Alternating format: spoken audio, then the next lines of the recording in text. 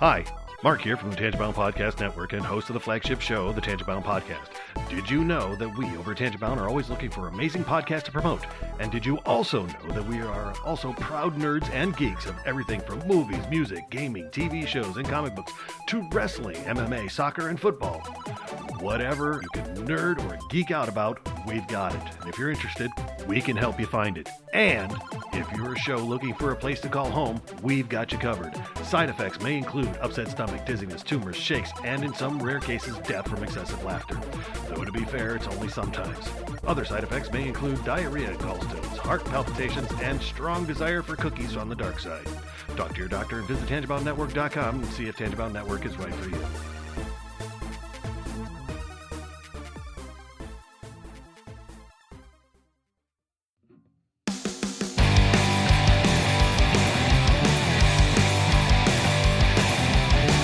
Sucks to the last drop. Are you gonna blow your head off? Take good aim and don't forget to duck. A life sucks every Monday and all the way to Sunday, but I wouldn't have it any other way. I don't care how you're doing, what's up or how's it hanging. I'd like to buy this world one last drink. Life sucks all of the time, so stick it up your sunshine, and then you'll see the clouds every day.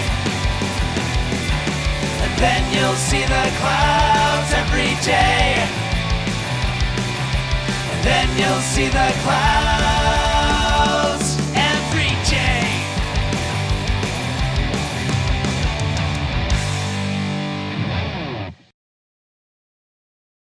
Hey everybody, welcome to a new episode of The Crazy Life. I'm Brian. Joining me as always is Henno. Hi. And also joining us tonight is Kiki. Ahoy. So hey, what's going on, guys? Hey, yo. Hey, let's go. What up? We've been away for a little bit because, we had a holiday and Henno was gallivanting all over the country. I was. And yeah, so... I was also playing some rock and roll. Yeah, I tell you, man, it's a fad. It's not going to stick around. Right? Oh, my goodness. That's great. You crazy kids in your rock and roll music. Your rock and roll music. Yep. Your silly fads. Yep. When are we bringing the big bands back? And the dance halls. They never went away. They just changed. They're alive in our hearts. Haven't you seen the Lawrence Welk Experience? Goodness. Sure, there's probably... I saw a thing last night for a traveling production of... I don't know if it's episodes of the Golden Girls or if it's something they wrote just for it. And I'm watching it and I was just like, huh. I didn't know that was a thing, but all right. So... I mean, cool. Obviously, it doesn't include any of the Golden Girls because they're all gone. But it's people in. One of them was in not a great wig. Like from the front, it was one thing, but when they turned to the side, I was like, that wig does not look very good. But I kind of want to go see this. There was a guy in my Boy Scout troop. I think his name was Kevin. I can't remember. Anyhow, his dad grew up in the same small town that Lawrence Welk did. Mm. They sounded exactly the same. Oh, funny. And I'd hear Kevin's dad talking like somewhere else in the the hall, and I was like, "Is Lawrence Welk here?" Do you all hear Lawrence? Oh man, he had the same kind of lilty kind of pattern, and evidently it's something about that part of Illinois. Okay, I mean that makes sense. We all have our regional dialects. Things. Yeah. Cool. It's so weird when you talk about that because like people from where I'm at, we're not north enough to get the like Minnesota kind of thing or whatever. Like people in the Upper Peninsula of Michigan sound a little different, but it's like to me, the Ohio, Michigan area that I'm from, I don't hear much, but I've talked to people like one of my friends that's in Australia the one day, like she was like, hey, she listened to the Salty Language and she goes, "Oh my God, I love you and your friend's accent." And I'm like, accent? Yeah. I'm like, in my head, we're like neutral with an accent because, we don't have New England or like I said, we don't have that draw like the Minnesota. We don't have the drawl of the South, So to me, around this area, I don't hear an accent for the most part. But I've had plenty of people talk about, oh yeah, you guys definitely have an accent. And I'm like, I was like, do other areas, like, do New Yorkers hear themselves, or does it just sound normal to them? I don't. I'd have to ask somebody. I don't know. It's just kind of weird because I'm like, I still, even listening back to the show, I'm like, I don't hear anything. I think we all just, we're more of the type that, definitely we do things like putting whatever store you're going to, we definitely put an S at the end of it. That's definitely a thing from around this area. If you're going to Kroger's, Target's, not Target, but Walmart's, I've heard a lot of people say, and you're not going to multiple, you're going to one, but you still pluralize it for whatever reason or make it possessive, however you want to look at it. When radio broadcasts first started, I think Ohio was their target for the sound. Yeah. Like that they actually looked for people who spoke in a way that was like the Midwest, basically, but like where you're at. Yeah, not a little further west, because you get into like Chicago, Wisconsin, they got their own sound too. Yeah. Yeah. Or Minnesota, like I said. Exactly. And that was to be the standard for radio people, that they had this certain range. Yeah. And actually, the other thing that's interesting is because old radios were just a little speaker, right? It was very limited bandwidth. Yeah. That's why when you the early radio voices were not big radio voices. It's like, hey, you're on KRQR. Like that doesn't. It was a very mid-rangey kind of nasally type of voice because the microphone picked it up easier and the speakers replayed it easier, which is really fascinating. That makes a lot of sense then. Okay. Yep. Yeah, that's why interesting. When you hear like the old timey radio voice. Yeah. It was done for a reason. Okay. Well, that makes sense. There you have it. More useless. I bored my nephews with so much useless information when I was home. It was awesome. That's a good man right there. Right. No, so the best was when I was leaving and one day and I stop in the living room where my sister and my brother-in-law are, and upstairs in the attic you heard wheel, wheel, wheel with his new electric guitar, and downstairs you heard boom, boom, boom from the subwoofer I installed down there. I'm like, my work here is done. Wow, that's Did you hand earplugs to your sister? No. You'd never do that. No. Yeah, it's always fun when you can give your nieces and nephews something that is going to drive your siblings absolutely crazy. Absolutely, yeah. Especially if you're one that got teased a lot by them, like me, where I'm the last kid. So I'm the one that they experimented on with whatever it was, like giving me Pop Rocks when I was a little kid, because it was hilarious to watch me make horrible faces. That's terrible. Stuff like that, or my sister trying to give me a bath in a pot in the sink and basically put me up to like my neck or my chin in water. And, so wow. Whenever I have a chance over the years to give back a little bit, yes, exactly. here's a little drum kit or something that's obnoxious that you can't really turn off and enjoy. Bagpipes. Yeah, right. I kept telling them I was going to teach their kids to whistle with crackers in their mouth. It was just really, make huge messes. The most I've had a chance to actually kind of relate to my nephews, and it made my trip home really special. Just because. It was more than just so what are you studying in school? You playing any sports? Yeah, you got a job yet? Do you have a girlfriend? Are you married? Yeah. But just like we actually were geeking out on music and guitar a little bit. And actually what was really fun is the thing that started Nate wanting a stereo system was he got some vinyl from my sister of this band that he loves. And so is it on Victrola? Yes, exactly. It nice. Is the special Victrola Speed. I say that, but I actually think there's a company named Victrola that makes turntables now that just play sure vinyl. There is. They probably look just like the old ones. Yeah. Hello, my darling. On my ragtime gal. All that music from our youth, Henno. Exactly. Yes, when we were but children.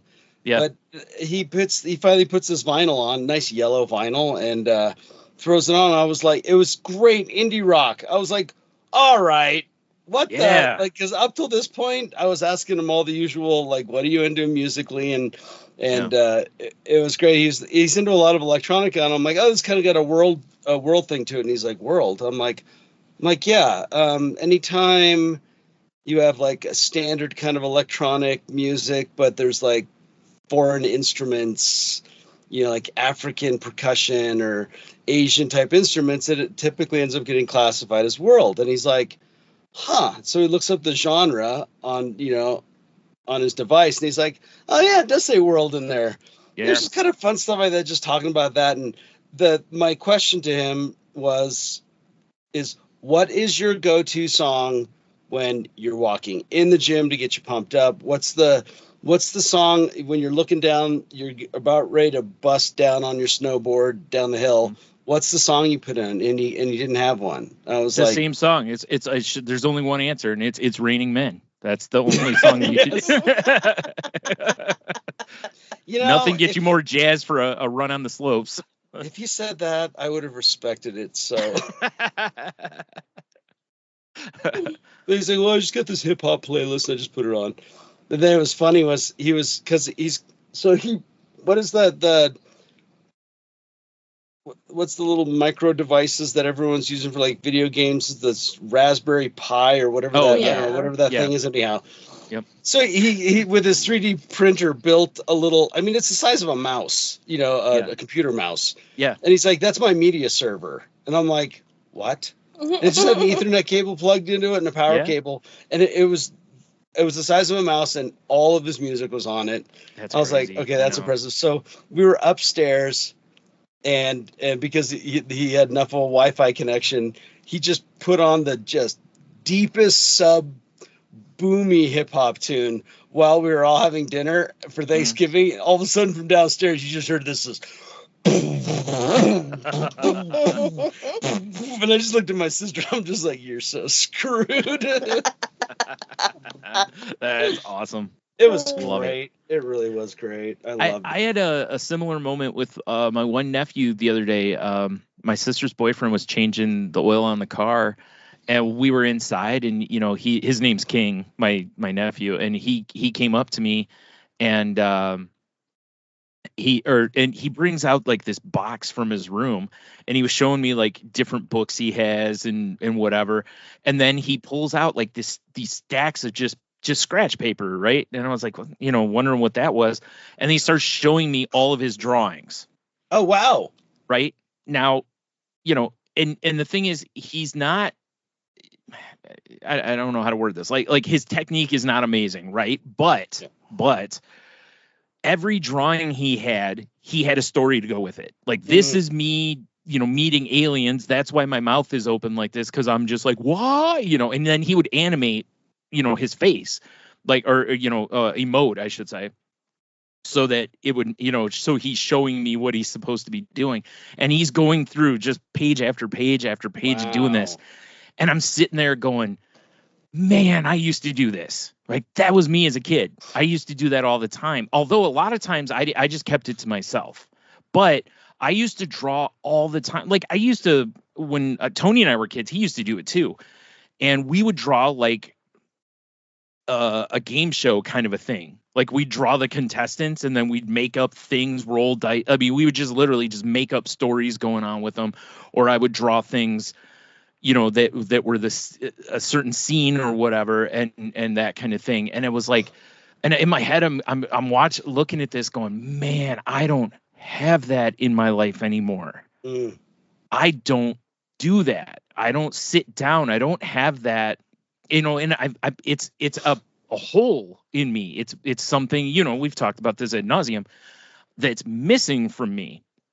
And I was like, man, I needed this, I think, to remind me that this is where it started. I need to get back to this. Yep. You know, and then so it was cool going through and seeing all his drawings and all that stuff. And I'm, you know, very much like, oh, that's really cool. Because it was, you know, like I said, even though it wasn't like, you know, perfect renderings or any of that. So most of his people were stick people and all that. But who cares, right? Like, it's not about that.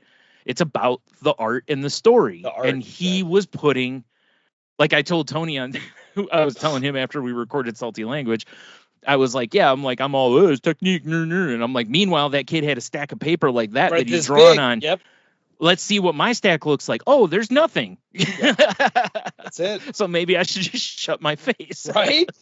But it's interesting to me that in my head, I'm going, he's not focusing on the technique. He's focusing on the creativity. Yes. Mm-hmm. And I said years ago that I thought going to art school is one of the worst things you can do for creativity.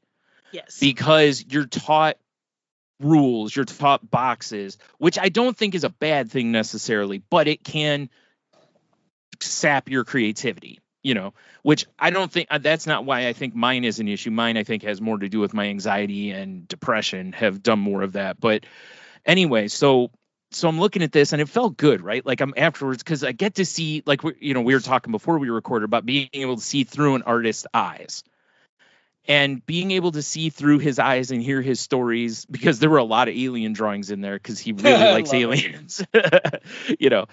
And then, you know, also he loves like pro wrestling. So there was quite a few things where he would do. And I think what he does is I think he does similar to what I used to do, which I think he draws a wrestling ring. And then I think he draws the wrestlers, and that's his storytelling as he's drawing. I almost bet he's telling himself a story while he's drawing, right? And like I said, I used to do the same thing, and I'm like, man, I need to find that again. So real quick, I'm just going to take over anyway. Go for it. Completely. So I started reading Rick Rubin's book. Nice. Was it called The Creative Act? I think it is. Yes. Okay. I'm 3 chapters in, so I'm not very far in. I've already had an aha moment in this book. Yeah. Because he talks very early on about how children don't get stunted by having to worry about later. They're very in the moment. They take things as they are, and they're creative. And then I read that, and then that paired with that moment I had with my nephew, and I was like, this is the aha moment, because I was like, that's what's missing. That's what it is that I'm missing. What it is. There's no wonder. I think I've gotten too jaded. Like he talked about that in the book, about how as adults we get jaded and then we become like, basically he talks about having antenna and that you have to adjust them to take in creativity or ideas. And I think he mentions that a lot of us end up tuning our antenna to where we just block out. It becomes noise to us. Instead of looking around, seeing inspiration wherever I'm at, like I used to, looking up at the clouds, seeing shapes, just being goofy like that. Like I was telling Tony, you know, when I'm out with my mom, you know, like right now, everybody's got their Christmas decorations up, and she slows down when she's driving around in here, and she's looking at them, taking them in, enjoying them. Meanwhile, I'm like, can we just go home? Yeah. Right? There's that disconnect. It's like I'm not looking at those, seeing the joy it brings to her, the joy it brings to the people putting those up. I'm very much just bah humbugging it, for lack of a better phrase. Not intentionally is the worst part, because I've just done it so long now that it's second nature. And so I think, you know, that whole speech there is kind of my win for the week, in that I see it now, that I don't think I was seeing that as part of my problem. And now I kind of do. And, you know, so obviously that's going to be my, you know, try to pay attention to this and focus on things a little more, instead of just quickly looking and just dismissing. So yeah, it's also interesting too, because first of all, me just picking up that book is a win, because I haven't read a full book in, I don't know, 2 years probably. And And even though I'm only a few chapters in, it's still more than I've read in I don't know how long, unless it's been on like a website or something, Yeah. So to actually start reading a book, and having that got me excited to keep reading, because I think I've done two things. Is I've slowed down when I was reading, because I've always been one that I could read really fast and my comprehension level was really high, so I could just burn through books. And now I think I need to focus on enjoying the reading versus, okay, that one's done, I'm on to the next book. Okay, that one's done. Like there's no, like when you're in school, it's a little different. You need to read and move to the next thing. Mhm. Now I don't have to. So I think that'll help me with that. But it felt weird being excited about reading again a little bit. And I think I'm at a point that I've become so jaded that I need a Rick Rubin scenario, much like years ago when you were on Angela's awesome podcast and it was do you like positivity, blah, blah, blah. And I was like, nope. Nope. I think I've realized that I'm still very much in that jaded, negative outlook. And I need somebody who's the opposite, like the overwhelming positivity, I think, to kind of like, I need somebody who's really outside the box and a little woo, maybe, so that it can wake me up a little bit, because I think I need someone to drag me back toward wonder. Because I've gone so far the other way that it's going to be a hard slog to get back to it just myself. Yeah, because it's still practice. Mhm. Yeah. You got to put in the practice. 100%. Yep. I had a similar experience this last week at work with our management, and I use the term management because it was our general manager and our controller, who's our bookkeeper slash accounts. She's not an accountant, but she does all of our budgets and investments and stuff and all this stuff. So she's financially brilliant.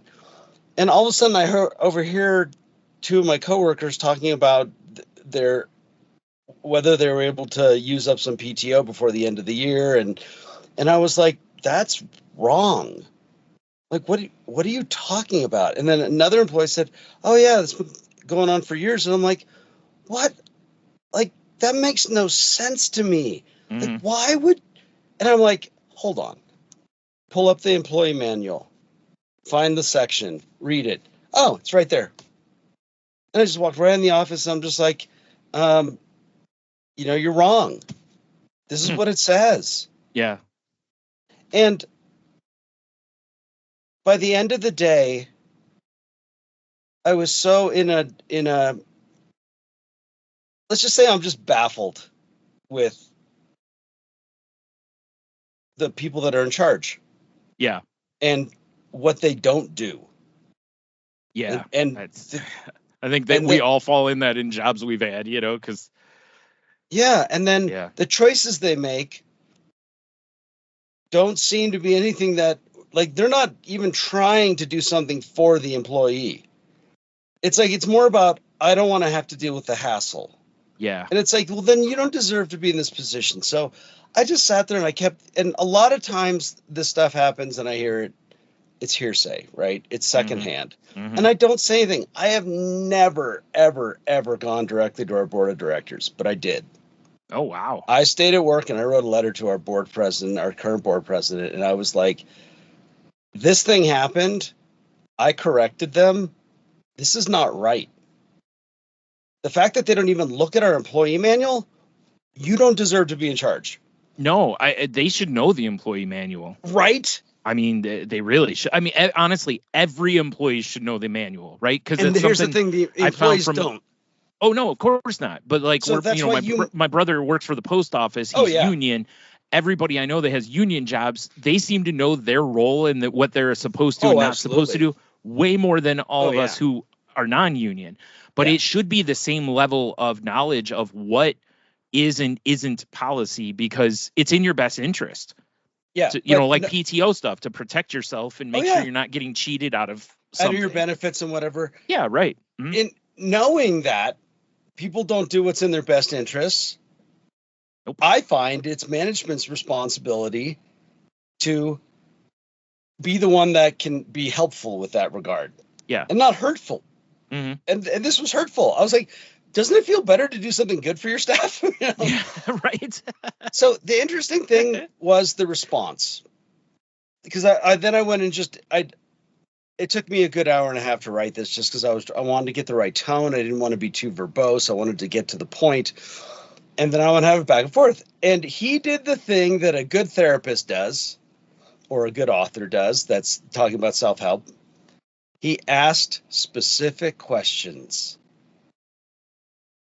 and led me to where I needed to go. Now, he did ask for more, I clarified some things and I spoke a little bit more.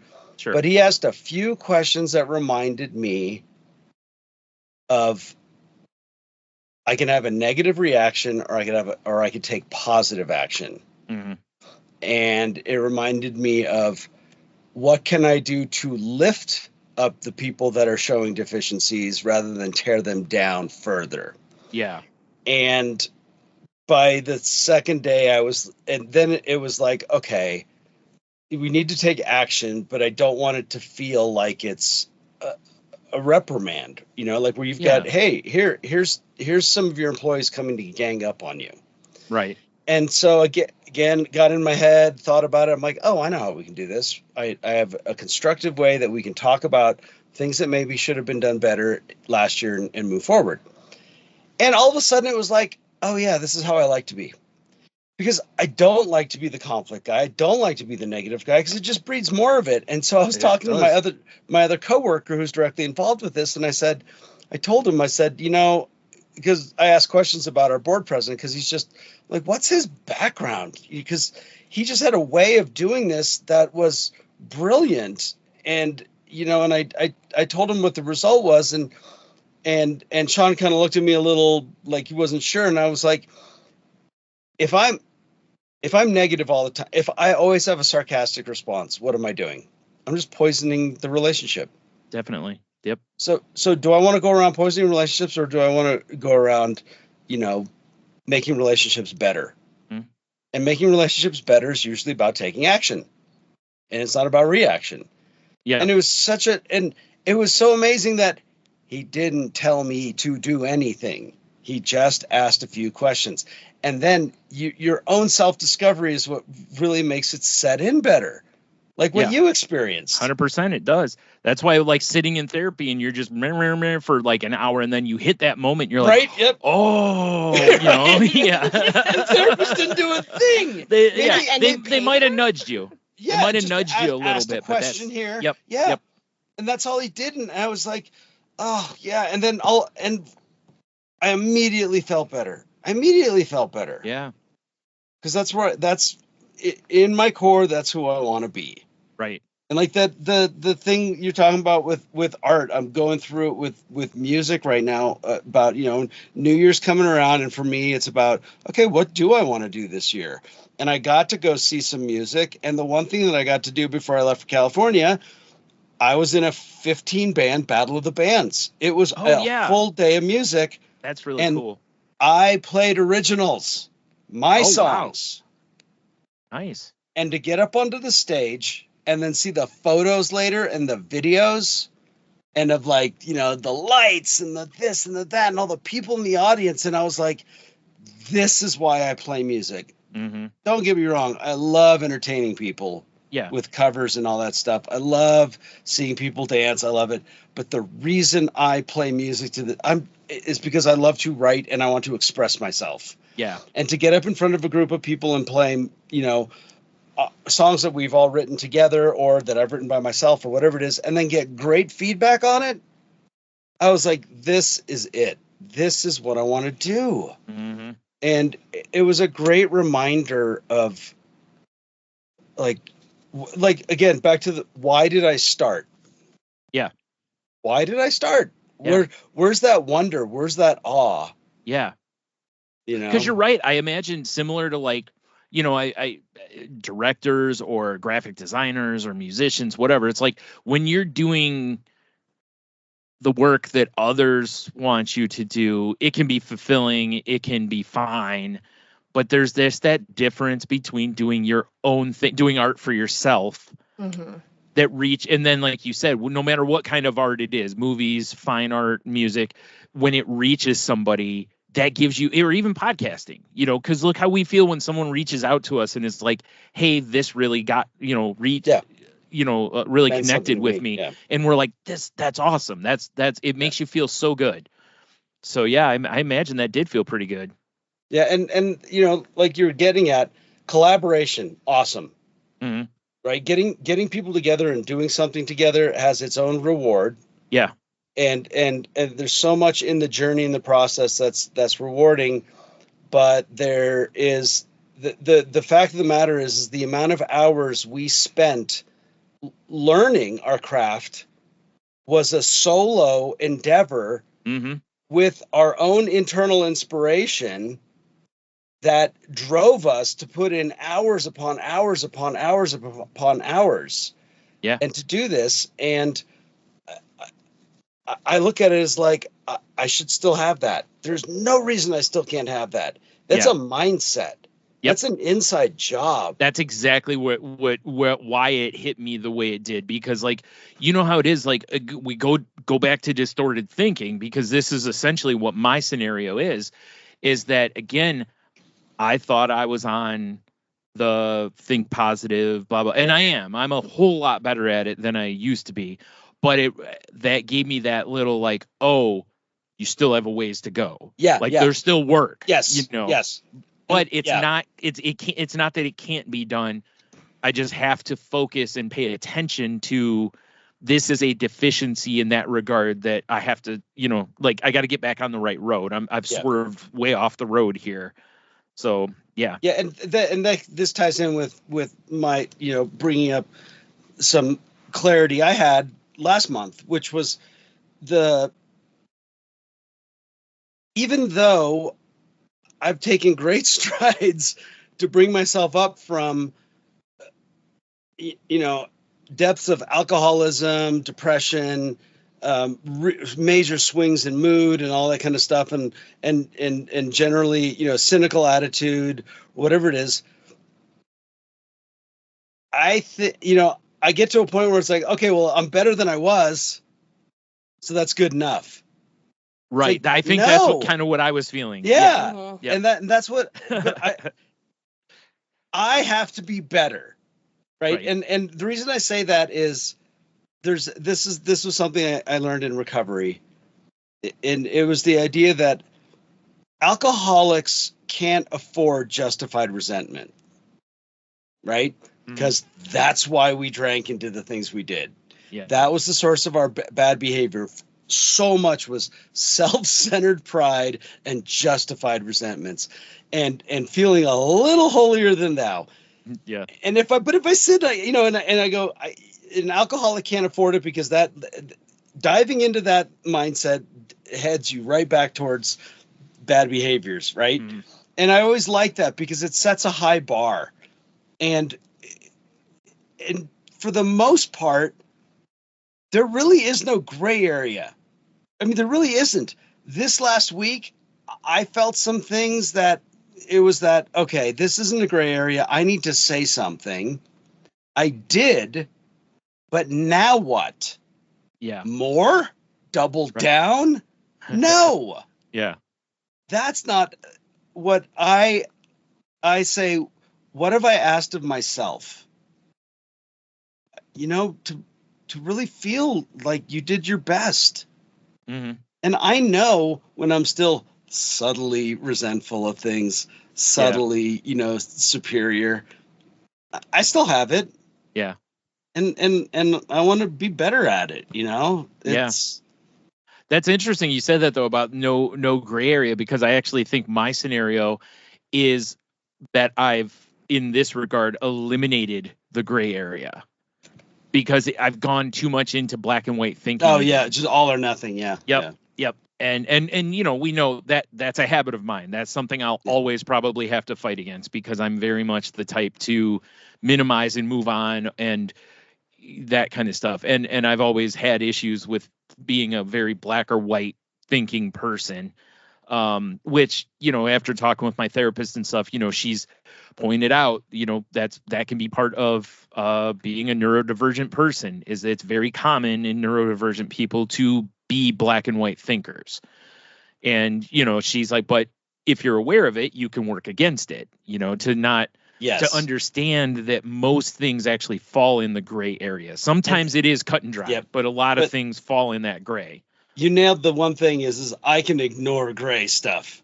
Yep. Like I and that's what I had some great conversations with people from my past, and there were some hard conversations were had, but they were really good because for me, I really had to address where to the me today, where I still do something that I did back then, but it's not as bad.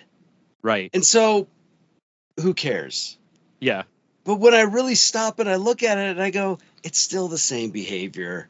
Yeah. It's just become easily suppressed or easily ignored because it's really not egregious and there's no consequences. Right. Like just because I didn't send somebody out of a room crying doesn't mean I'm not still being a jerk. Right? I could be doing it in a way where nobody feels like they can talk to me about it. Right, exactly. And I go, if it mattered to you, then why don't you say something? Oh, gee, wow, that's way to own my stuff. Right. No, put it on somebody else. Anyhow, how about you, Kiki? Yeah. What about me? How do you relate to these here topics while, we dominate? As far because I've got a creative background and stuff too. But with my job and everything, and where we started doing a couple craft classes during the month and everything, I've been able to kind of express that creativity differently and whatnot, and still, fit it into the big picture of my crazy life. But but again, the black and white thinking, we've had some issues with staff lately, and part of it is with us is okay, we've tried and tried and tried to help this person, tried to build them up, and they just don't seem to care. So it's if they're not going to care, then I'm not going to care, and I'm going to do what's best for the business at that point. It's I don't want it to be that way, but that's kind of how it has to be. And so, especially in regards to employees constantly calling off or wanting to switch shifts and stuff like that, it's okay, I can hire somebody who actually wants your job. Yeah. Yeah. And I hate that that's the reality of it, but at the same time, this kid's just not getting it. But but you give him the opportunities. But we've given him, we've given him plenty of opportunities. And we've, tried to help him out where, we can and stuff too, to help, give him the time or whatever that he does need or thinks he needs. And it's just, it's still coming back to bite us. So it's ultimately just one of those things. I think that's the thing. I think that's where I found what been my little epiphany lately is I'm like that kid. I'm given opportunities, and so I just run with it. Right? Somebody somebody mentions that something's a problem and I make a little adjustment and it just kind of goes away, but it's actually still kind of there. Mm-hmm. Yeah, you've put a Band-Aid on it. Yeah. Mm-hmm. Yeah, in a way. And that's what I've kind of become aware of is where am I doing that in my life, and a couple things have really jumped at me, and it's been good because it's by seeing where I still do that, it motivates me. Because what I see is that I effectively didn't see, right? And that's what I was saying myself, too. Yep. Right? Yeah. Yep. Yeah. This is fine because this is the way it's always been. Well, is it? Also, even if it has, does it have to remain that way? Well, that's the real. That was really, especially talking to my friend Brendan. I needed to express some things in a way, and I said, "What did you hear?" And he nailed it right away. He's like, "Oh, I heard it." He's like, "I heard it," and I'm like, "Really haven't changed much, have I?" And he said, "Well, he didn't want to be the one to say it, but I mean, clearly, he's like, it's the same. It's what you've always done. It's just really convenient right now, Right. Yeah. You know, which is wild. Which is even worse because then sometimes that can lead to you justifying the relapse in behavior. Yeah. You're like, well, yeah, but before it was this time, it's, right? and you're like, no, it's the same scenario, dude. Like Yeah. you're still now you're just trying to rationalize it without alcohol, like, right. or whatever, So one thing, I don't think I've talked about it much on the show here, is that Kiki and I have been doing hypnosis. Okay. Yep. Because it turned out that she was extremely susceptible. Yeah. So there are online questionnaires you can take where you can find out how likely you are how easy it would be for you to be hypnotized. And it was extremely easy, and I did a lot of research as much as I could just to make sure that what I was doing was safe. And it's been this because you don't want to maybe do some harm while in those scenarios. Yeah. Well, especially with age regression stuff. Mm-hmm. And that's what I wanted to bring up is we've done some age regression where I basically pulled Kiki back to a certain period of her life, and that personality comes out. And all you got to do is move like maybe 2 years away, and the personality changes. Right. And there's something that happened. And what's been cool is like you've been able to bring back that what we're talking about, like a little bit of that wonder, a little bit about that. And just having that, like, because like it's kind of like rebuilding some of the trauma stuff that was there, like reframing it, and changing the narrative on it, which is fantastic. Mm-hmm. And then, like, I notice when I'm doing art stuff now, there is still some of that. There's more, like, I don't feel like I'm just, like, because I did art commissions for people there for a very long time. And I enjoyed it. It was fun. I was constantly learning, new techniques and everything like that, and just kind of self-taught stuff. But now I've actually gone back to a lot of pencil and paper drawing stuff. And oh man, when there's no undo button. It's a whole different. You're totally right. Yeah, it's a big deal. No undo button. That's why the biggest thing that was introduced, like when I was in school, was when Photoshop put the history button in there, so you could start backing up, or you could look at the layers and you could just pull out, like, oh, I don't like this, and pull that out. Made a world of difference. But then you really do realize you start playing a little more fast and loose because, especially on the computer, like you said, because you can't really screw up unless you just don't save it. That's the only way you can really. But otherwise, you can go back and go, okay, that didn't work, and you can undo like 10 steps. Yeah. Whereas if you're drawing or painting or whatever, you might be able to cover it or change it, but you're kind of locked in. Yeah. And it's playing without a net, and it's a different beast than when you can back up and fix everything. Yeah. And then there's things too, like even watching different shows and stuff now. A friend of mine really got me into watching Hell of a Boss, and then Has Been Hotel afterwards. And I love the character design process and everything of it. Like as much as I love the storyline and everything, that's great, but I love the character, like each of the different character styles and like their backgrounds and like why certain groups of characters look this way or that way or anything like that. And it totally inspired me to draw up this own original character design that would totally fit into that world. And that's not something that I've done in a long time. Yeah. But being able to connect to that, connecting to that inner child allowed me to appreciate those little aspects of the cartoon. Yeah. That I wouldn't have thought about. But I'm like, okay, this is an entertaining show. And it's like, okay, if I were to have a character put in here, what would they be? What? Yeah, sure. And that's not a storytelling thing that I've done in a long time. That's really cool. Yeah. Cause you're right. Like, like one of the things I noticed about, like when I was a kid, I never worried about is this going to look perfect? I never had the fear of failure. I didn't care, like I didn't compare not really. I didn't really compare myself to other artists, and as we all know, the beaten into the ground saying, the comparison's a thief of joy, and it's accurate. But once I got into like junior high and high school, where I had to start, you start referencing art and stuff from places. And Plus, I also had to, like, you had to apply for a couple of the art classes I was in. You know, it Yeah. wasn't like when you're in elementary school where everybody's in art. It's like Yeah.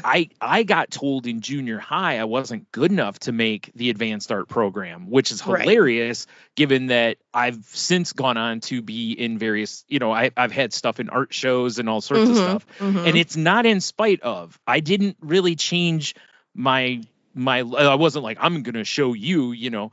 It was nice years later when one of my drawings that was in an art show, the teacher that told me no saw it and was like, wow, I really like this.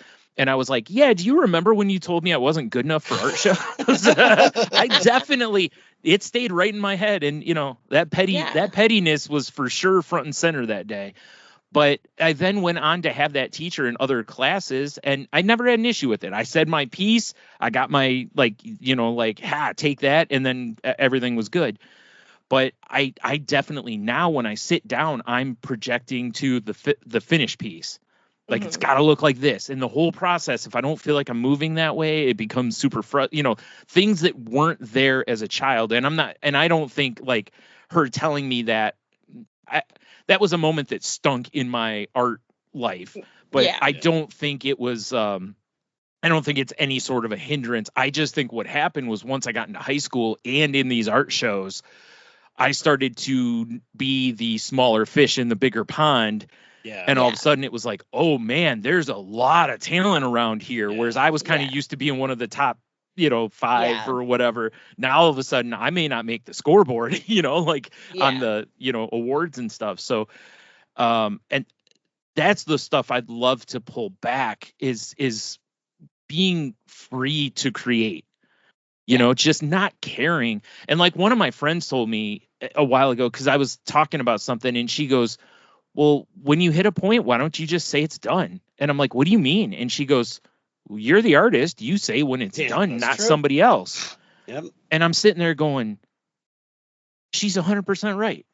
Right. Like I told Henno once before, it's guy that, because I'm not great at breaking ice with women and dating scenarios and stuff. And there was a guy that I used to be friends with. He would talk to any girl, just walk right up and talk to her, you know, and hit on her, flirt with her, whatever. And I was like, how do you do that? And he goes, I just do it. He's like, how do you not? Right. And I'm just like, what? You know, like, how dare you flip the script on me, like, sir? Yeah. How dare you assault me with logic? You know, and it's this kind of similar with the art stuff, because I know so many people that create and they don't care if they're the greatest. They don't care if they're on the scoreboard. They don't care about, but for some reason I do. Yeah. You know? And there's no reason to, because you're really only against yourself unless you're in a competitive market and you're literally vying for a job or something. But, you know, just to create for myself, it's like, who am I competing with? Yeah. You know, the doubt in my head, that's who I'm competing with. But well, let me ask you this. And if this compares like with music. So when I started, it was about developing skills. Yeah. Right. It was also about just having fun. Yes. Like, oh, I love this song. I want to learn how to play the song. Yeah. And play along with it or whatever. Well, everyone starts playing music because they love music, right? You want to start contributing. Yeah. So, same with art. Yeah. Yeah. And I take some lessons, you know, you do some classes, whatever it is, and you work on more skills and you work on it. But there's no competition ever. There's just all I got to, you know, it's the worst thing I got to face is the judgment of my guitar teacher because I didn't actually do the practicing for the week, right? Yeah. Like that's the worst thing that happens. They're mad that you still stink at hot cross buns. Yeah. Yeah. Like you're like, yeah, but I can play the stairway intro. Yeah, exactly. Thank you. They're like, I don't care. Your fundamentals stink. Yeah. I can't dribble, but I can dunk. Yeah. And then you get to finally you get out of, you know, you're out of high school now, like you said, you're now in the big pool a little bit, and you're starting to see where you compare with other people, and now you're actually at your peers, and then you have this pressure of like, well, wow, can I make a living out of this? And that adds a whole other element to it where you are now concerned about finished product. That definitely I hit. Yeah. So what my question is did we get stuck in that competition phase of like, I need to make this into a career? And usually what does every artist say when they're in that phase? if I don't make it by yada yada, I'm done. Yeah. Black and white thinking instantly. Not once did I ever say, well, if it doesn't work out for me, I'm just going to keep doing this for the rest of my life. Yeah. Never. I was like, oh, I'm going back to school and get a degree in something useful, you know? Which is where I'm at. Yeah. Yeah. And so that's why I think I'm actually just thinking out loud about this. Like, because what I'm facing right now is, what would I do if I wasn't playing in bands right now? Yeah. Would I write music, write and record it like I always have? I sure hope so. Yeah. Do I need to do anything with it? No. Right? I don't. Enjoyment. There was a part of me that was like, oh, I'll put out an album. I'll put stuff up on SoundCloud or whatever it is. No. You don't have to. Yeah. At all. You totally could for sure, but you don't have to. Yeah. Just like me, I can draw stuff. I don't have to post it on Instagram or wherever. I can just draw it and keep it in my sketchbook. Or I have tons of drawings people have never, I mean, barely anyone has ever seen, because I'm not a person who generally, well, you know, I don't promote myself at all, but I especially didn't with my art. I would just draw, and that was for me. That was it. I'd come home from school or whatever. That there were certain, obviously there were pieces for school. Those everyone got to see. But there was a lot of drawings that I used to, you know, that I would just, and it wasn't anything anyone couldn't see, but I'm also very much like, I don't like people watching me to draw, because I've had people go, well, you know, like, because, you know, I don't have much of an income. Like, well, why don't you start like a Twitch stream or something and start, I'm like, no, like, I don't like people watching me draw. You know, although in fairness, on a computer it wouldn't be as bad because they're you not just have the screen. Yeah, I don't have to see their comments if I don't want to even. Yeah, I can just do it, you know. Whereas if they're in the room with me, I feel like there's some pressure, almost like they're going to be like, you suck, you know? Yeah. But I think you're 100% right, Heno, because when, like in my scenario, you go to school for graphic design and you're literally taught there's competition. You're going to be going against people. It's a tough market, because these are all true things. It's hard to make living. Any sort of art you do, it's hard. Whether you're an actor, musician, fine artist, it's hard to make a living in that field. And I think the schools try to not sugarcoat it, because they don't want you to think, I'm going to walk out of here and be super rich guy. You know, they're telling you like, hey, like the school I went to, literally each year, the guy who was the head of the graphic design department would send us all a copy of like those magazines that come out that are like, here's the trend in the field, here's the average salary, you know, for here versus Chicago or LA or what. And all the time I was like, the area I live in is not a well-paying area for graphic designers, to the point that most of my friends that were in graphic design school with me, I don't think any of them work in the art field. They all do other things. And part of that is because other things just pay better. You know, one of my friends was working for a place as a designer, but they got bought out by some corporation. They cut basically anyone who was making a decent living and started paying everyone peanuts. But I think you're right, though. Like, you get that way in school, to where you're in there for multiple years and you're taught this is how you have to think. So it's hard to then come out of school and knock the walls down on that and go, yeah, I do, because I need to make a living. But also, like you said, it's like, I can do art for me. Just because I went to school for it doesn't mean I have to use that as my that doesn't have to be my income. But I think you're kind of taught that it does, because otherwise, why'd you go to school? You know, why didn't, like now it's a little different though. Cause like for art stuff, I mean, you can find everything on YouTube basically now, but you also have to be a self-motivator if you're going to do that. Yeah. I'm not the best at that. So, school is the rigidity of being in class and having your deadlines is probably not bad for me. But for some people, they could just go watch YouTube videos, apply and learn, like you were saying, Kiki, about teaching yourself techniques. Yeah. Yep. And there's nothing wrong with that either. Completely on Photoshop, just how to do digital art. And and there's tons of artists out there that have made their living never taking a day of college. Yep. They just taught themselves and they put the work in. Just keep drawing, keep drawing, keep drawing. And so yeah, you might be onto something there, Heno. That might be a big twist in the thing, is that they flip that switch in school for sure to make you see it as a career. Yeah. Whereas when you're in like high school, elementary school, you're still seeing it as a, like me, right? Like there's only so many art classes you have to take by the state requirement. Yeah. I took everything except photography only because when I was going to take photography, it filled up before I could register. Yeah. And so, and I did take photography in college. I just didn't take it in high school. And then the other class I didn't take was ceramics. Yeah. Because I don't like things on my hands. I don't like the feel of clay, and I don't like sculpting. I'm not a person who enjoys that. So I was like, I'm not going to take that. So. But yeah, no, I think there's some solid logic behind what you're saying, though.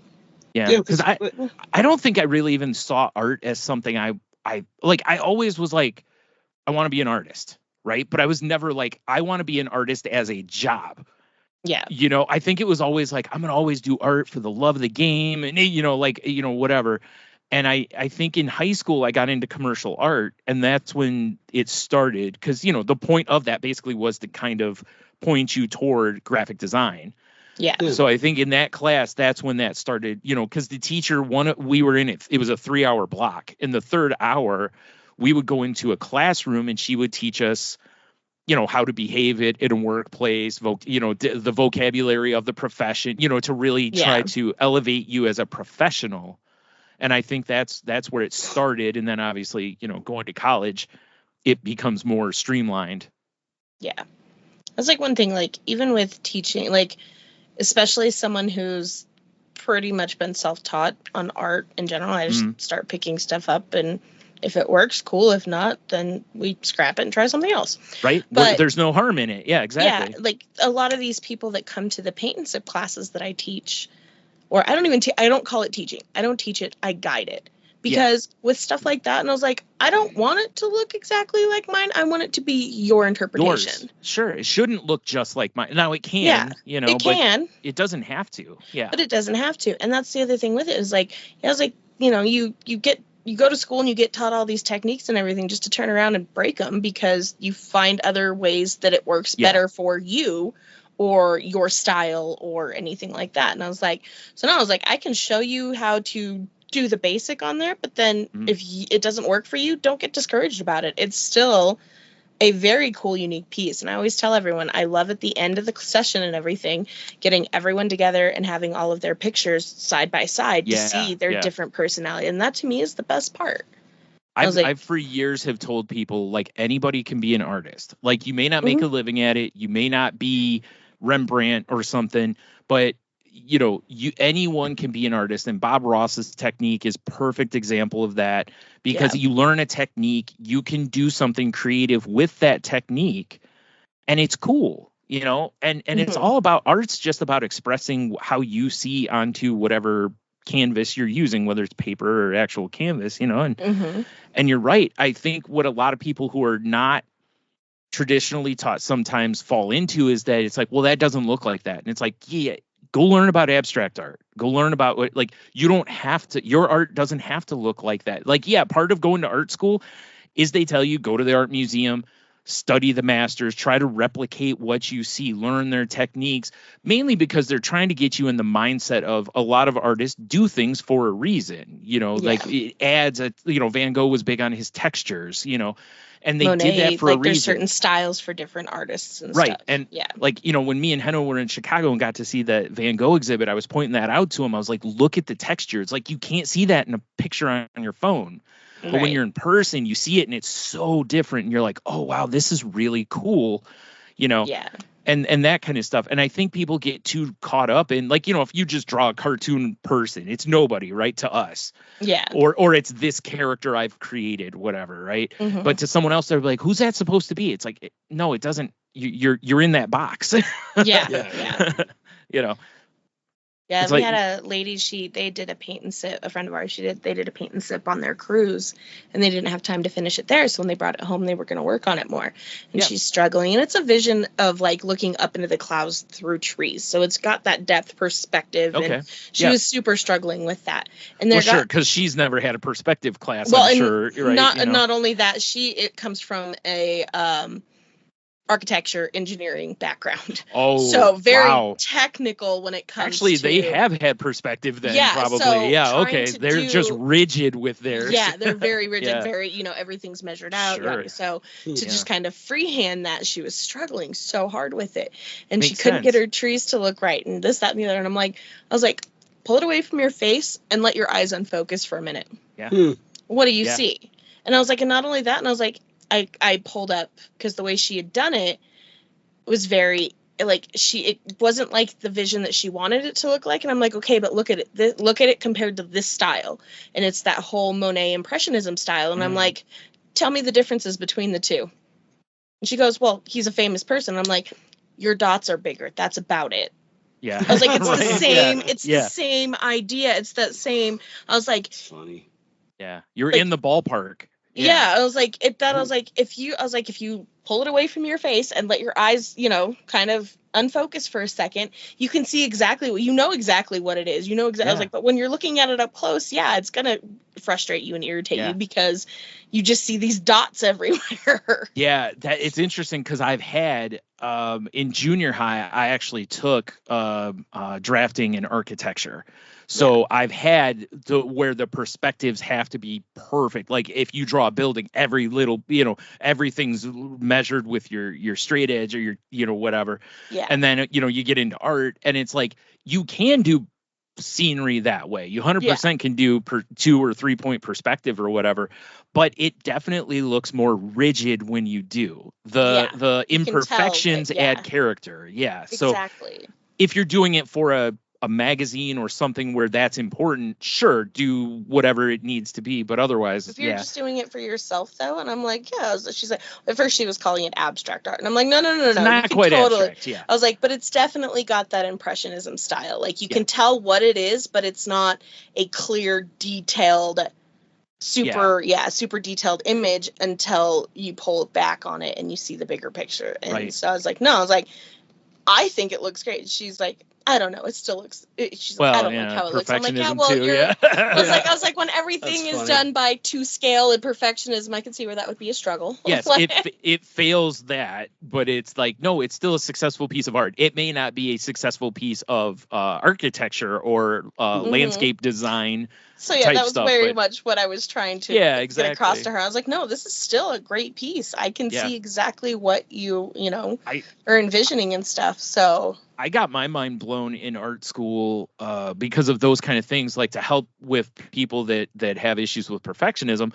Sometimes you're taught to draw backwards or upside down. Or the upside down one kills me. The one that's my favorite is where you do a grid, and then you draw what you see in each square to that. And then when you're done, you're like, whoa, this looks like almost identical, because you're not focusing on the overall picture. You're focusing on what you see just in that square. It's so much easier to really see, because then you go, oh, it's that shape. It's that shape. It's not, oh, that's a nose, and it makes a big difference. And those things I appreciate, those are the kind of exercises I really appreciated that I learned from school. Again, now you'll see people will tell you all about that stuff online. Like if you're having issues with certain thing, they'll tell you to like flip it over, put it on a light box and work on it or something, because it just makes your eyes, because our brains lie to us all the time, and our brains want to complete the picture.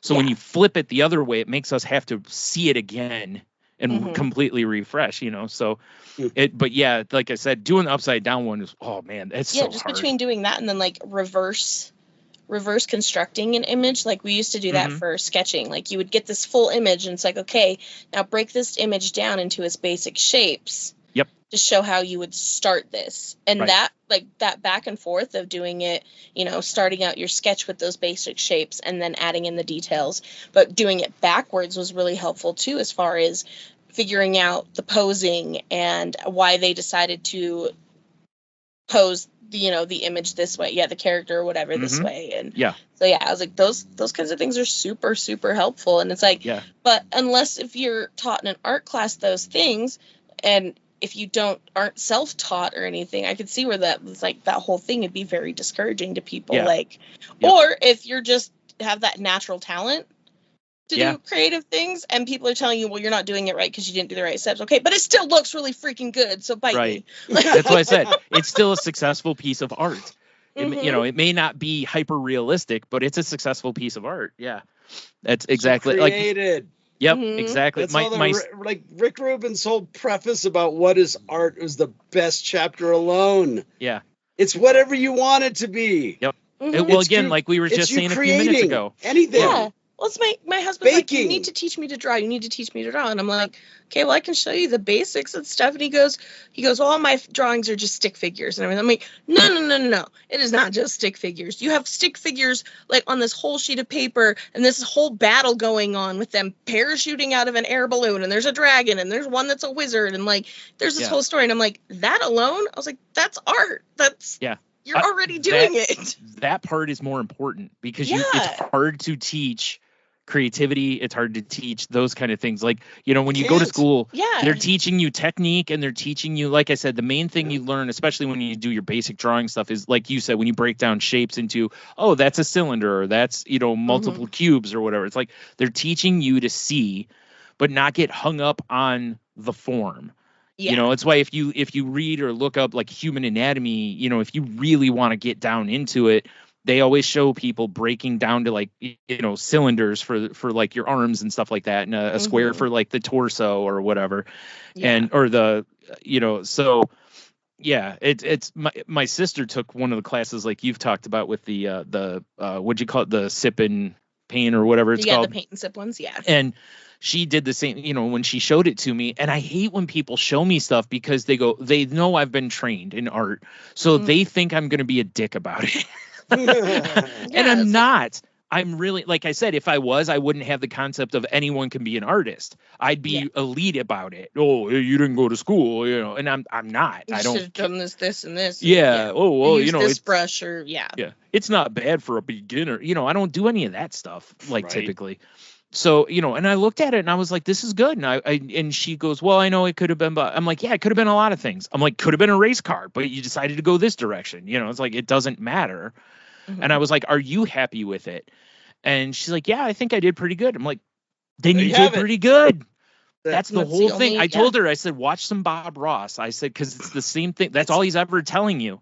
In the end, if you're happy with where you put your little paint shack and where you put the little trees, that's it, man. When you're done, if because I've got a lot of art that I've done, and when I'm done with it, I'm like, I just want this out of my face. Like, I don't want to look at this anymore because it's caused me nothing but grief because, like you can't get something nose right or whatever. And that perfectionism in me ruins the enjoyment of it. It's why artists, we all, we're our own worst critics and such. Yeah. And, but then I've got other things that I still look at now and I'm like, man, I have a big silverware drawing that I did. I actually did a smaller one, then we blew it up with a projector kind of thing. And then I spent over 6 months working on it in school. Right. And I look at it and I'm like, I like a lot of it, but I also realize that some of my light source work is not realistic and there's different stuff, but I know that. Most people, when they look at it, they're like, wow, that's, yeah, exactly. And I see that all the time when someone sees it, because unless they're also an artist, then they might see it. But typically they're not going to go, well, yeah, but Yeah. Like, wow, pick a light source, dude, Yeah. But you know what I mean? Like, other than that, it's like the jock bros of art. Yeah, exactly. Right. The elitism part of it. It's like at our Battle of the Bands, there were some artists that were not experienced yet. Good way to get experience. Right, but they were creative. Yeah. They either did a couple covers and they did an original, and some of them had very little experience by themselves on stage, may have done it with a group before, never done solo performances. Nobody cared. Everyone applauded. Well, everyone was excited because it was getting up on that stage was a big deal. Like it was a big deal. Yeah, well, like I was gonna say, it's like there's only one way to get stage experience. Get on a stage. Yeah, you know, that's you why can't have experience till you do it. You put your freaking pen down or your pencil onto a piece of paper and you decided to emote. Mm. Boom, you're winning right there. Yeah. So many people don't even get to that point. Yep. They're like, why bother? Or that's whatever. where I'm at. That's exactly where I'm at the moment. Yeah. Is I'm losing the battle before I even, you know, I'm striking out without taking a swing, basically. Yeah. You know, it's like this is not good. That's why it's so frustrating to me, because that's never been my thing. You know, I've always been like well, you at least gotta try it. Yeah. You know, and then if you don't like something or blah blah blah, okay, fine. You know, but at least give it a try before you just, you know, dump on it. So, yeah. Good stuff, though. I love talking about this stuff because I was thinking, too, as much as I love the creative process, I think in the years of reading stuff and blah, blah, blah, I think a lot of it is when I sit down to approach things, I'm wondering now if maybe I'm like, am I thinking about this enough? Like, am I being as cerebral as this or that? And it's like, you don't have to. Sometimes art is just feeling, which is really hard as a person who gets to where they're thinking in just black and white. Yeah.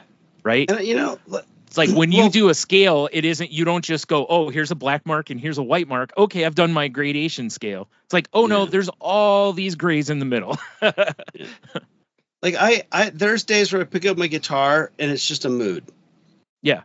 And the next day I don't remember any of it. Or maybe I did record it and the next day I listen back to it and I go, that was whatever. Yeah. Right. That's what sketchbooking, I never consider I had a waste. I never considered it a waste of time. Right. Because it's not. It's still practice. Well, if nothing else, you're still, you know, your muscle memory, or, you know, working on your, you know, whatever. Expression or whatever. Yeah. It's however it is, it's never a waste of time. Yeah. Exactly. Yeah, even like little doodles and stuff that I do. Like I used to keep so many little things like, this will all keep all of this stuff. And then, someday when I'm a famous artist, I can, you know, show off these little napkin drawings and stuff. Yeah. Yeah. Here's my geometry homework with all my Spider-Man drawings down the side. Right. Because I used to do that. Yeah. Yeah. And so, but now I'm just like, okay, that's just some scribbles on a piece of paper. We're either going to draw over it or we're just going to throw it away. Yeah. And there's a reason there aren't some of those scribbles in museums for, you know, the fine artists, because some of their stuff is not worth putting in a museum. Right. There's a reason some music is on the cutting room floor. You know, doesn't make the album, and then you hear it on the box set later. I'm really having a bare naked ladies moment right now. But you know, from that song box set of theirs. But you know, it's the truth is that sometimes you hear those songs and they're like, oh, here's new Prince music, or here's whoever, or new Tupac or something. And you're like, ooh, yeah, there's a reason he didn't release this. Like, it's not great at all. Like, I'm grateful to hear it, but also like, yeah, there's a reason Prince kept this one in the vault. Like this wasn't his best work, you know. But he still did it. Still put it down just in case. You know, that's still stuff forward. I could totally relate to your nephew in regards to these characters and everything and having stories, because I remember up camping one year, I brought a binder full of just lined wide ruled or college ruled paper. Yeah. We had pencils, we had crayons and stuff, and we just started making these comic characters. Yep. And it was just page after page after page of these just different characters, and we were going to make a comic about it someday. And all these characters were just like, there were some really random ones that just made no sense at all. And then there was ones that were like, you know, maybe a 10 and 11-year-old shouldn't be drawing these things, but you know, here we are. Yeah. Well, that was something funny. I mean, you know, I know we tend to keep the show PG, but to be a touch blue here was around the ages that I found my brother's adult magazines, we'll say. I was using them for photo reference. Yeah. Like to draw. That was mostly, you know, that was my main reason for finding them, was I was drawing the models poses. and the poses and stuff. I was learning from them, you know, but I also, you know, I felt immense shame about it because, you know, I'm drawn from nudie mags, you know, whereas now I wouldn't feel that because, you know, you're like, no. I've drawn enough naked people at this point that it's insane. So, and listen, I was drawing way more attractive naked people back then. The ones I was drawing in college were not the ones I wanted to draw, but it was for the best because, learning to draw people with like wrinkles and different body shapes and all that stuff instead of drawing basically the same body shape. Because obviously those magazines have a type, so right. especially back then. Now you might find more variety, but well, they don't exist really now. But but yeah, and it was something that. But it was definitely when I would do those, it's like I didn't want to show anybody those drawings because I'm like 13, whatever. It's like because also that's admitting that I'm looking at the sketchbook, and here's my sketchbook full of naked people. Yeah, exactly. It's like we're going to keep this one aside, and But looking back on it, it was like I would, that was before there was the internet to use for to find stock or anything that was a photo reference like that. Like, I can't go into the library and be like, hey, I want to draw naked people. They're not going, oh, well, right over here, sir. You're a 13-year-old boy. You're a minor. We can't let you. Yeah. Especially not in Idaho anymore. They won't even let you check out certain books if you're not a certain age. So, but for sure, at that age, I wouldn't have been able to do that. Now there were art books and anatomy books and stuff to go get at like bookstores at the time, but I wasn't. Hey, mom and dad, can you take me to go get some, books with naked people in them? I swear it's for drawing. They'd be like, listen, you're a 13-year-old boy. We know they're not for drawing. But like, no, really, it actually is. Oh man. You just telling that, I was like, no, I remember my binder full of random characters and stories. Yeah, I did that too. Like, I came up with a character that was literally like a lasagna noodle that I just called the Noodle, and I couldn't tell you how many drawings of it and all this stuff, and I would always have the narrative of this is why he this, and I was doing the backstory. And when I got into, not when I was in school for graphic design, but another school that online school that I was doing for illustration, we had to do an original character kind of thing. So I dusted that off and did it, and my teacher was just like, what is this? And I was telling him about how it came to be, and I was a kid, and I was like, obviously the drawing I did in college was way more sophisticated than the other because it was also a night scene, and so I tinted the paint down so that it would look like it was dark, and so I never did any of that stuff because I didn't know about that. I'd never paid attention to how cartoons like The Simpsons do that. If it's at night, they tone the stuff down and they make it brighter when it's daytime because of the lighting and such. I just didn't know when I was a kid. As an adult, I've learned more of that, so it was kind of fun to do something I drew a ton as a kid, but now I'm bringing all of this like, oh, these are all the techniques and stuff I've learned. And it's a much better drawing than the ones I did. Yeah, I like when people there'll be people like on TikTok and stuff where they'll take a drawing from 10 years ago and redraw it in their current style. Yeah. And just to show that the things that they've learned and how their style has evolved or changed over time, and those ones I love seeing comic book artists do that too. I've seen so many of them where they're like, oh, here's my drawings from when I was 10. That's cool. And there are people making they're like top of the industry, like Jim Lee, a top of the industry comic book artist, and he's like, oh, here's my drawings from when I was 10, and you're like, wow, those are terrible. Compared to now. But at the time for a 10-year-old, they're not bad, but like now you're just like, man, you can see you've grown and practiced a ton, and that's good. If they still look like they did when he was 10, it might be a little different. Although, maybe people just love the style. I was gonna say, there are kids out there that are really good, well talented just from watching YouTube all the time. You are not kidding. Yeah. Well, and again, though, the resources are out there for them that weren't there when we were kids. It's definitely when I was a kid. Yeah. Like there just wasn't, like I said, there wasn't photo reference available for me as easily, as right at my fingertips. I had to go to the library and get magazines and draw out of magazines or whatever. Yeah. And, and there wasn't YouTube, so I could watch or Twitch or any of those things where people literally just go on, hey, I'm going to teach you how to draw this today, and here's you know, and you're just like, oh, this is awesome, you know. So yeah. I don't know, do we have anything else? I have a bit of a topic I want to do if you guys are down real Go quick. for it. Okay. Because it actually plays into my how to be less jaded. Oh. Okay. So and you know, I don't have to go through the whole thing. This one's got 11 tips on it. And the first one I think I've done. Admit to yourself that you're cynical. That's great. Definitely done that. I'm owning it. Mm-hmm, mm-hmm. But yeah, you know, it says like anything, you know, admitting you have a problem. It's the first step, right?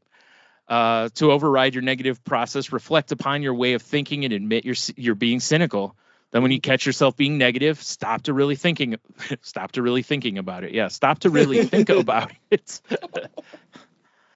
So, and that can help you realize that it's a good technique for if you fall into distorted thinking, right? Because if you can catch that thought and go, wait a second.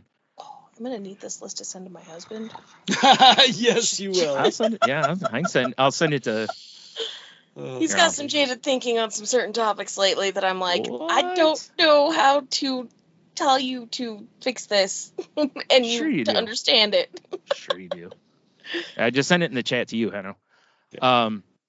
Number 2 is embrace positivity, which, you know, I've worked on, but still have some space to get better at. But it says in here you can fake it till you make it, you know, which is to keep trying to be positive, even if you don't succeed 100% of the time, but just always try. It's like a habit. If you want to break a habit or create a habit, you have to stick with it. That's right. Got to put the work in. Well, it's funny because like my brother over the last, I don't know, year has really gone into looking into manifesting and all that kind of stuff.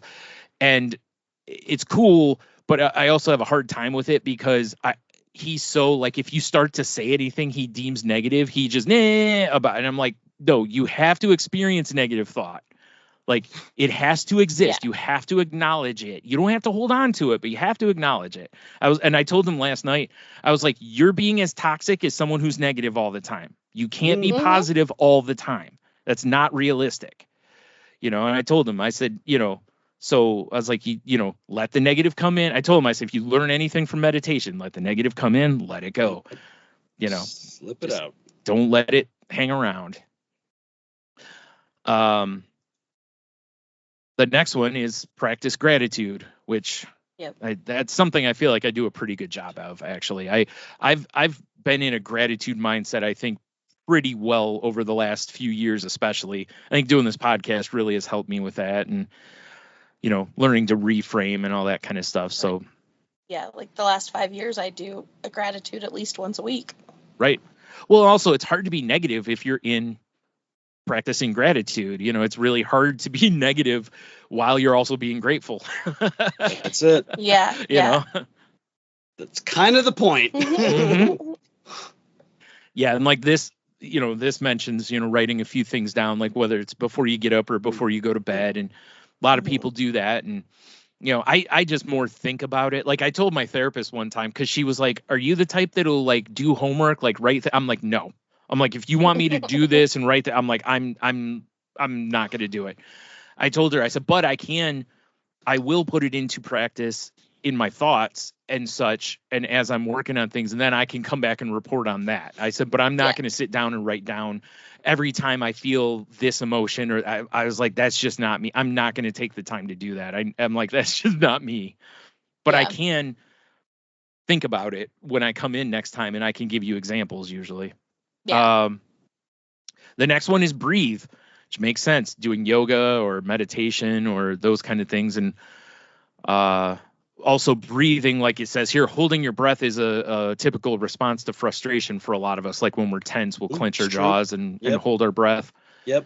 So if you focus on your breathing, you know, like those things, you'll see them online every once in a while, like, hey, this is your reminder to like release the tension in your neck, like unclench your jaw, you know, breathe. And it's every time I see one of those, I'm like, oh yeah, I need to do that. Cause I catch myself doing at least one of those things.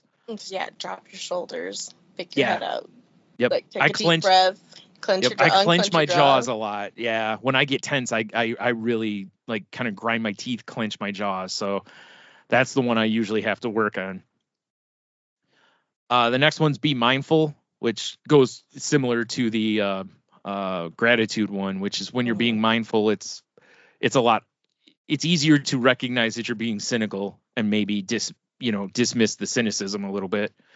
Yeah, just being mindful and being present. Was it thinking present? about That's the key word Yeah. there. and Yeah. thinking about, don't put it off till later if you can think about it right now. And Yep. Yeah, and like it says, it allows you to acknowledge the negative mindset, accept it, and let it pass. Mhm. The next one one's great. The next one's great. This is my favorite one, I think, on here, which is be playful, even for just 5 minutes a day. Yep. Allow yourself to be curious, have fun, and lose track of time for 5 minutes. Enjoying art, listening to your favorite songs, participating in sports, or anything along those lines. And I would say that if you can do these things and not be on your phone, is probably the even better. Yeah. Music is one thing because you can use your phone to play the music or something, but don't. Oh, I'm gonna scroll Twitter for 5 minutes. Like that doesn't quite count. And that's It's either usually that or like say you're a TikTok or content creator. Film a short video of you just dancing, just to have a dance break. There you go. Yeah. Like Yeah, you can still use your know. phone for it, but you're getting that energy out. You're True enough. You're letting that creativity in. I know quite a few people that's what they do. Is that's their thing. Is one of my longtime internet friends. She every day when she gets home from work, she just puts music on and basically dances for an hour. Nice. Like not online or anything. Like she just dances around her house. Yeah, just to loosen herself up. Yeah, it's like I know people that were in like healthcare and stuff like that. Whether it's hospital work or anything, especially super stressful jobs like that. Yeah, they would come home and just either just listen to really lame jokes that were completely just to have that uplifting and wash off all of that negativity and all of that. Yeah. That makes sense. It's the if you work hard, play hard, you got to balance that back out. Mm-hmm. But I love the idea of this because, like Henna was saying about just jamming on his guitar or whatever. It's like that kind of thing, or it should be for like those of us that draw. It should be like you just doodle around for a few minutes and not worry about this is for a project or this is the whatever I'm working on. But just draw a pop can, draw just something that just. Who cares? In the end, you can crumple it up, throw it right in the trash. Yeah, draw a silly character. Yeah. I had a friend he had a custom character that he called Trap Springer, and it's just a little stick figure dude. And he'd have he got into doing the animation stuff later, but he would just have little, every day after our theater class, he would just have this little doodle of what Trap Springer did for the day. It was like, so nice. He totally could have made that into like one of those daily poll calendars or whatever. Right. Yeah. But yeah, and that was what he did. Like that was like how he unwinded and after the class that, was stressful or anything like that. And it was it was always cool. I was like, I want to see the doodle for today.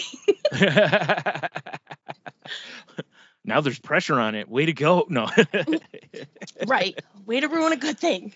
The next one on here I think is actually really good advice also, which is limit your news consumption.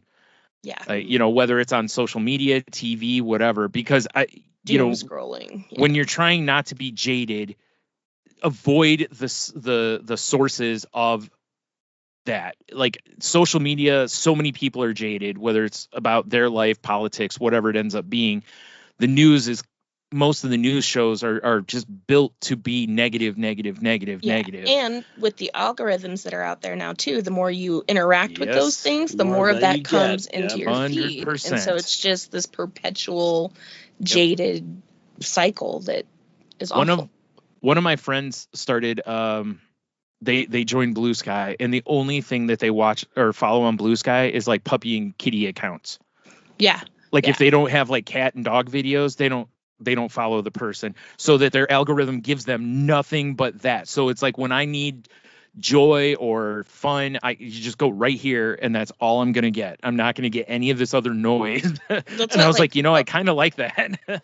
A lot of my Facebook algorithm stuff anymore, just because of where I work and stuff like that, it ends up all being really cool rock and crystal things, and I find all these new things, and I'm like, new shiny things, and I'm like, these are awesome. Or it's I guess lately I've been into watching all of the like people who go out and build things in the woods. Like, yeah, that Those Oh, are yeah. fun. just Yeah. like complete basic skills and tools, going out there and doing this time lapse video of them making a whole freaking house or jewelry or makeup or anything. There's a whole bunch. I was Yeah. like, to me, those are very calming and relaxing because you're Yeah. learning something, but you're also, and I was like, so I've been like, I went through a phase there for a while where my algorithm was just trash. And I was like, why am I here? I don't want to be here. Yeah. And so I went through and deleted a lot of stuff and changed things up. And so now, yeah, again, a lot of my algorithm stuff is very positive minded thinking. It's a place where if I'm going to be scrolling here, it's a place that is going to be good for me. If I'm going to be interacting with this, then it's going to be positive. It's not going to be the world is falling. A great idea. Yeah, they mentioned on here to like set us like if you really want to watch the news, be like, okay, watch like the 6 o'clock news, and that's it. Don't Whether the seek it local out the rest stuff, of the yeah, day. yeah. Yeah. And just really try to limit how much of it you consume, because it is, my sister did this about a year ago. She just quit watching the news altogether. And it isn't that she wants to be uninformed or any of that kind of stuff. It's just, she was like, I just don't want the negativity. And I was like, you're right. And I said, and honestly, most of what's on the news, aside from say the weather, isn't going to affect you. Yeah. Most of it is stuff you can't really do much about. It's just and I general information. Yeah, like if there's an accident at this or that, unless it's going to impede you getting somewhere, it sucks. It's unfortunate someone got hurt or whatever, but it doesn't actually, it's not something you have to know going forward, So it's like, yeah, and if the weather's the only thing you need, you can put an app on your phone and just look at the weather. Yeah. You don't have to watch the whole news for the weather. You can just watch the weather forecast on your phone. Yeah. And be done, or sports or whatever it is, if you don't want to watch the rest. You can look up in this day and age of technology, you can absolutely pick and choose where your sources come from. And the next one is reveal your true self. It says most cynical people become that way because someone's action caused them pain, often when they were younger. They're afraid of getting hurt again. Ask yourself, what caused this fear of getting hurt? It might be a tough thing to admit, but cynicism is often fueled by fear. And what do you do when you're scared? You hide. You have to break down this wall of fear. If you're positive that you want to change your way of thinking, then you need to know the root of its cause. Once you realize what it is, you can address it head on. So and there's more in here. I'm just not going to, if people want to read it, of course, this will be in the show notes, but that's another one I think is really good. A good thing, because you really we do avoid things because we're, like I do. I avoid things because I'm afraid of an outcome. That's why when I first talked to my therapist, she asked me, like, is there a big moment of rejection in your artwork, that has caused you to not want to do it? And I was like, the biggest rejection in my art career, however you want to word it, was in 6th going into 7th grade. But then just a few years later, like I said, I had to turn in a portfolio to get into commercial art in 10th grade or 11th grade. And I was, no question made it in. So, you know what I mean? So it was like, and then I went on to more art school. So clearly that rejection didn't stop me, because otherwise I would have stopped at that point, not taken all the art classes. And, so I was like, it's weird because the biggest rejection I've had actually was so long ago that it really doesn't, it doesn't mean anything much to me anymore. Yeah. So,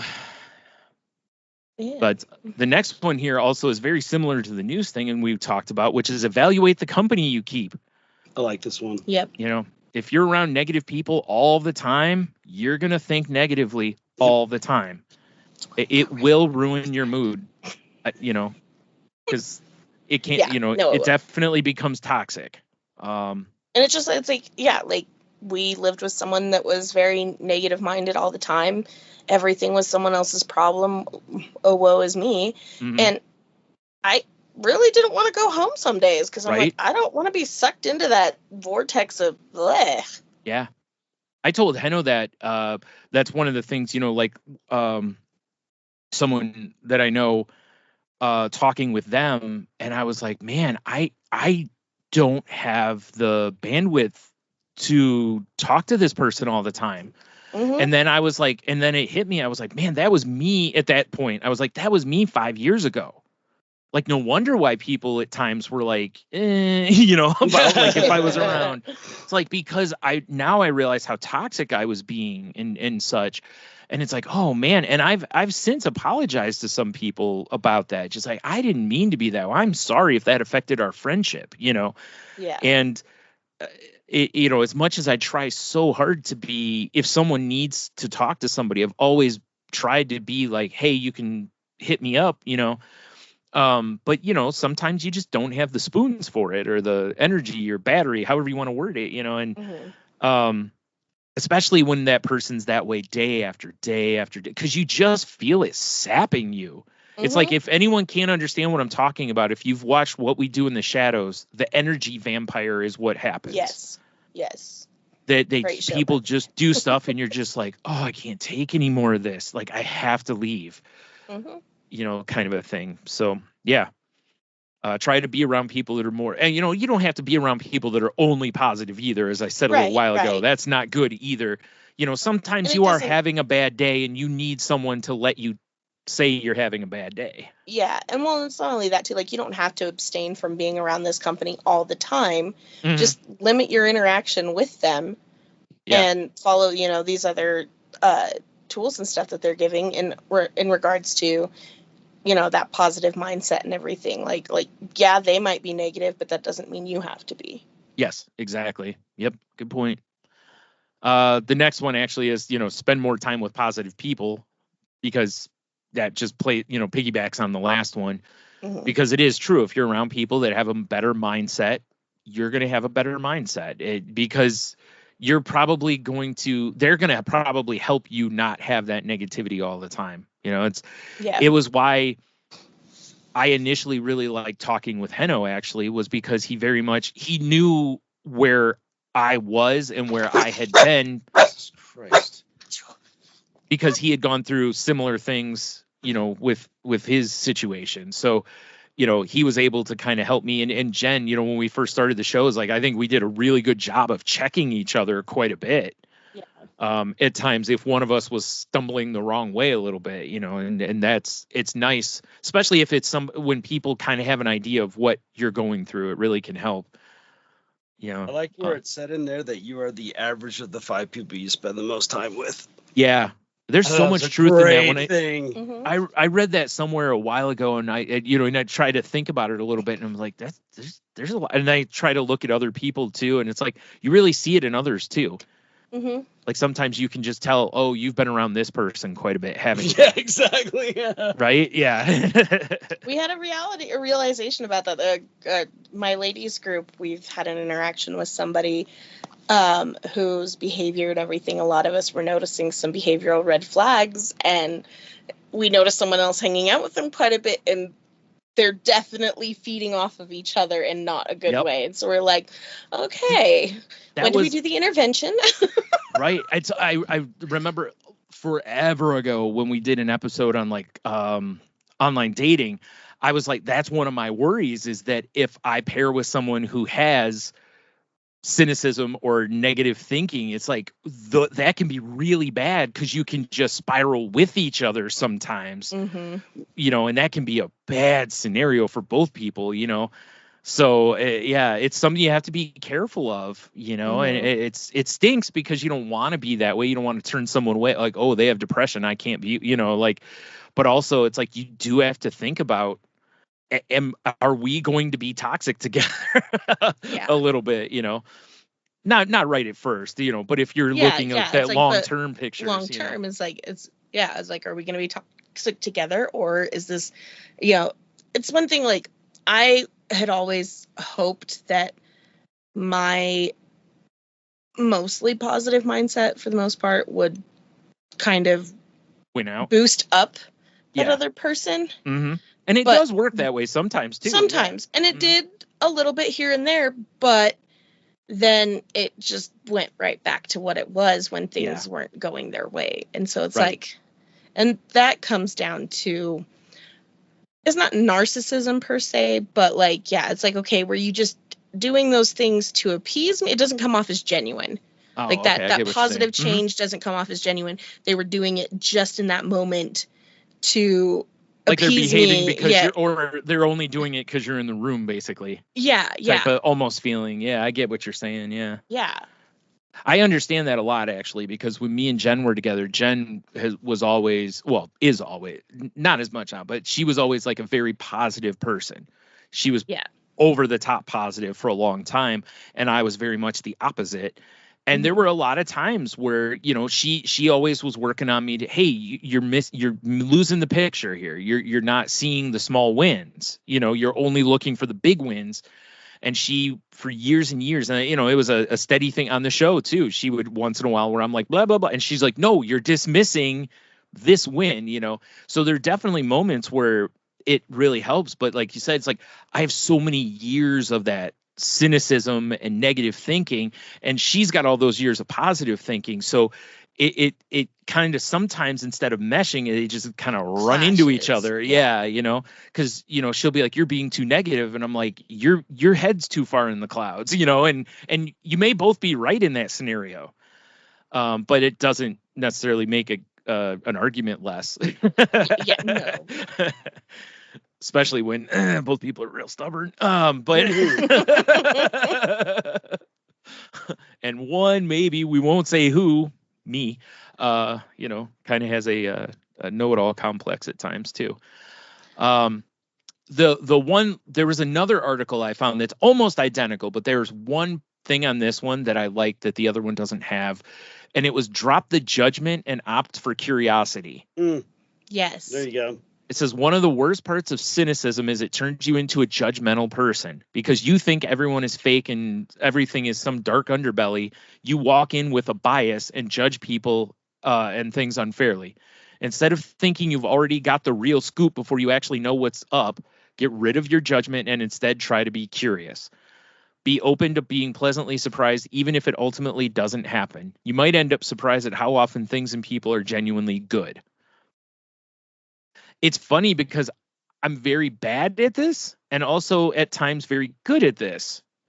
I walked into therapy for the first time going, hey, whatever they suggest, I'm open to. Like, let's go. I learned from Heno because Heno told me how he walked in and was like, I don't need this, you know, basically, or it's going this way. And I was like, okay, well, I'm not going to do that. I'm going to walk in with an open mind. And I did. And I think, you know, and that's one of the things my therapist has pointed out to me countless times. She's like, I love how when I suggest something, you're at least open to the idea of it. You know, she's like, you don't just, you know, nope, you know.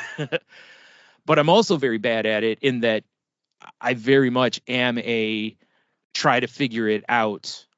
Like, I got to have the solution. I got to figure it out before something happens. And it very much, you know, corrodes things and sometimes, but that's why I said with Rick Rubin's book, I'm very much trying to go in going, I need someone to be the head in the clouds guy.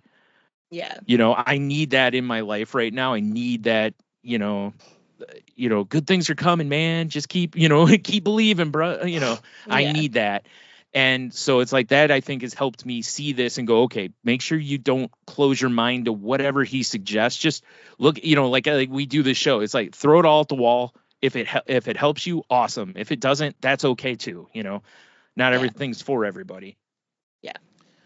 But yeah, I thought that was a great point on this other one. The rest of it's basically the same article, but it was a really good article though. Like, there's a lot of things that I'm like, okay, these are things I can try differently with my husband to try to Well, I think instill that positive mindset. Right. Like we've talked on here too. It's like when you get into talking about distorted thinking, we all do it. Yeah. We all have moments where we're jaded. You know, even if we don't realize it, we all have moments of or like that last point, you know, walking in with a predetermined bias that maybe we shouldn't walk in.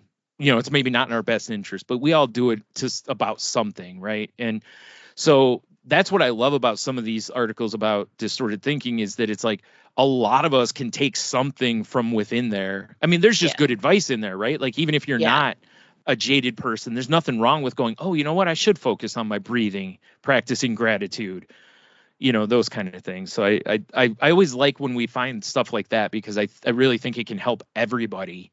Mm-hmm. in the long run. I hope. Yeah. For sure. So, all right. I It's we're a good. show. Got anything else? I don't think so. All right. Well, let's get into the business then. If you want to continue the conversation, you can reach out to us via email at thecrazylife@outlook.com. You can find us on Facebook at facebook.com/groups/Crazy Life Podcast. I haven't done this in a while. I forgot it. You can find the show on Twitter at the Crazy Life Pod, where I just post when new episodes go up, or sometimes I'll throw, like, if I find an article that I kind of like, I'll throw it in there. Yeah, what we got here? So Henno, how about you? How can they find you? Oh, I've actually wandered over to Blue Sky lately. Me too. And you're Yeah. right. Like, there's a lot of the old school Twitter vibe, Yep. it's just fun little things. So many around people there. are Yeah, just about way writing better. the dumb jokes, and Yeah, it's that's been what I fun. wanted, man. I miss that so bad. Yeah, I miss the community of it, and I miss I just miss reading the dumb jokes. Yeah, I love exactly. I like writing those dumb jokes. I miss reading them. So yeah. So I'm Ida Henno on Twitter and Blue Sky X. Bluesky, whatever. yep. Bluesky. Yeah. And you can find me if you know how to spell my first name, you can probably find me. Uh-oh. All right. And then I'm primarily on Facebook these days under Kiki Haig. So Got cool art. I haven't Yeah. Check out posted the art. I haven't Yeah, go posted check out the any new art in a minute. I love the stuff that you've done with the classes. I think it's amazing. Yeah. Oh, I guess I could post up those. You should be. My cool. boss is saying that we should keep the examples that I've done and like make an art gallery Yeah. wall of all the ones. And I'm like, I don't like. I like this, but I don't know how to feel about this. They're really cool though. They are. What would be funny I've is, enjoyed like, doing them. What would be funny is if every time you did the class, like, it was like you put them all together and you're like, these all look exactly the same. Like, like,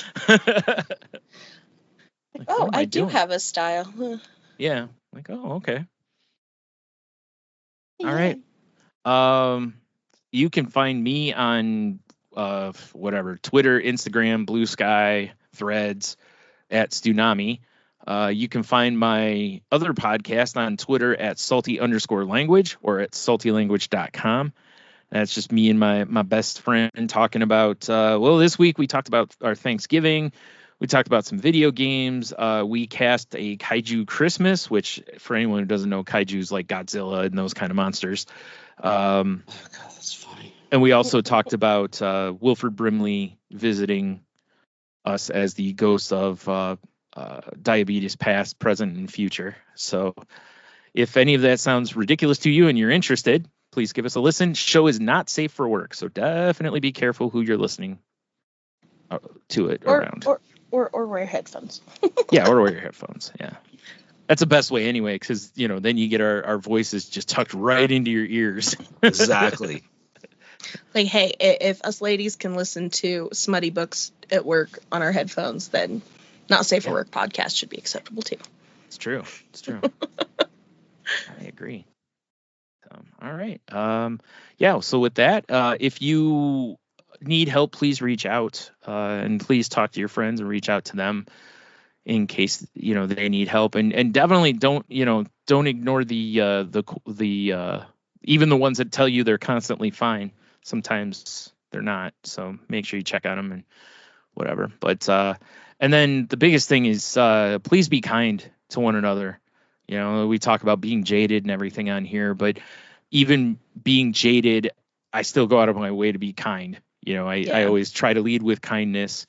The cynicism's more for things that directly affect me. If it's affecting somebody else, it's funny.